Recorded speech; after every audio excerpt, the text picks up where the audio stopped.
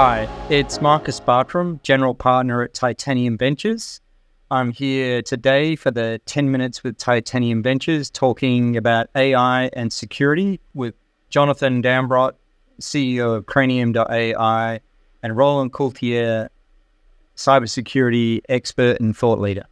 Jonathan, maybe if I could start with you, could tell the audience like the founding story of Cranium.ai and why you started the company and the problem that you saw. Thanks, Marcus. The founding story was one that was based on actually looking at the use of AI when I was a partner at KPMG. And we were using a lot of machine learning and ultimately Gen AI in the provision of services that we were delivering to some of the largest financial services clients, life science clients, CPG customers.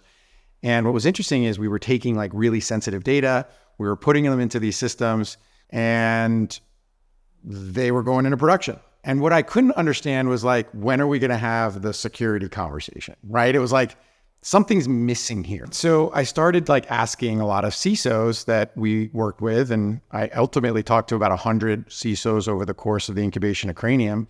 What are you thinking about with AI? And I couldn't find one that had invested in it. And that's when I said, this is a problem. We're taking really sensitive data, putting them to these things that we're building and making decisions around them. So I decided to pitch KPMG on the idea of Cranium. And within like 3 days, the firm said, let's go, let's build a business. And Roland, you've sort of sat on the other side of Jonathan's sort of founding conversation here as a CISO in these organizations. How do you see this market evolving from the perspective of a security expert and as a chief security officer?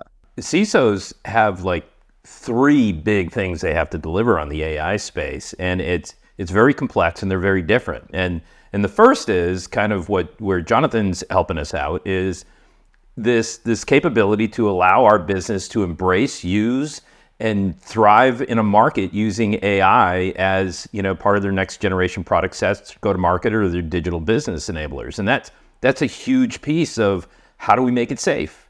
The second piece is, oh my God, the bad guys are using it. So now we have to defend against AI threats. And not just threats to our AI infrastructure that we have to secure so the business can use it, but literally people pounding on us day in, day out because AI has lowered that threshold for what cyber criminals, organized crime, everyone else that wants to do this. And the third area is we have to be good business people ourselves. We need to use AI to address the amount of work we now have to do in the 22 different disciplines we're managing as CISOs or CSOs in these, modified convert security programs where you're doing everything from cyber defensive operations to risk management to threat management to intelligence to trust and safety to digital crimes and everything in between. And we're not going to be able to hire enough people to do it. And therefore, AI is going to have to be an answer to a lot of this. How do you think that plays out in your security team? Does it create new roles? There's analysts, there's AI defense, there's data defense, AI use management. There's several different disciplines. So we're going to see the adoption of new capabilities and technologies into security organizations. It's going to be a heck of a lot faster than it was a cloud. I think you're going to be looking at a 3-year flip when you have major initiatives as AI defense and cyber capabilities come into teams. Jonathan, just to kind of the same question in reverse, as you sell into these organizations that are grappling with these sort of problems, how do you see that as you engage with customers and what they're doing? The adoption curve here is going incredibly fast, right? So, these conversations are still relatively new. Over the course of the last year and a half, organizations in almost every one of our clients has basically set up AI governance. They've had to answer questions around what's our policy? Like, how do we even think about this? There haven't been a ton of cyber practices, that we've seen that have, really, really deep AI knowledge historically. So they've got to come up that curve. We haven't seen a ton of, firms that have leaders specifically for managing AI security. So they've got to put those in place. And so we've seen that actual adoption happen very quickly, just almost as fast as the adoption of the technology has been the conversation around how do we manage security, risk, trust, third party, as people need to now, think about these as, mechanisms by which they're going to run their business. You touched on a couple of words there around third-party risk. How have you seen that evolve with this sort of technology shift? Yeah. So we see a couple of different types of organizations and architectures for the use of AI, right? You have those that are builders that are actually building the core foundational models and AI systems. You have builders that are building smaller models or integrating open source and building their own capabilities and services. And then you have consumers of AI that, now have an obligation to understand how AI is being used in the provision of service. So we see that whole kind of spectrum changing the landscape of how people need to think about that. And in almost every case, if you think about how each of those different archetypes work, you have third-party services or third-party models that are actually being introduced just to produce product. And so we see that as a major component. And we see that part of our group business growing very significantly as people just need to get visibility and understanding and how they can comply with their internal requirements as well as the regulatory requirements coming. Roland, so Jonathan touched on regulation. Regulation is a driver of behavior here, but it's a very complex regulatory environment and it's moving a lot. How do you sort of think about AI regulation as a CISO in an organization?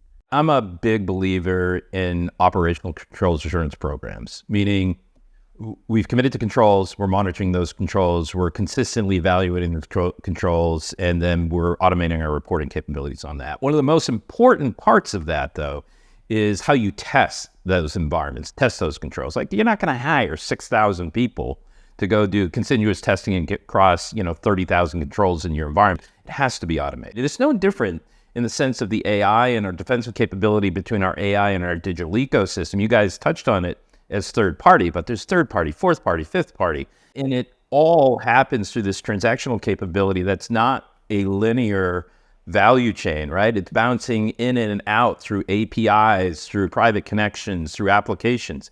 And so consistently ensuring you understand how technology is being used, the committed controls that you have, and being able to do a continuous monitoring and continuous capability across whatever pipeline technology you're using, AI or otherwise, is really, really key to ensuring a level of compliance for the organization within those jurisdictions you operate. Second thing is, what's your requirements? Making sure that you're remapping those requirements back to the technologies or the monitoring capabilities or the defensive controls you have in place on a consistent basis. So you're not doing it, if you operate in 30 different countries, you're not doing it 30 different times. You're doing it once and mapping it back. Last question for you both. The pace of change in AI technology is incredible. How do you adapt as an early stage company to that, Jonathan?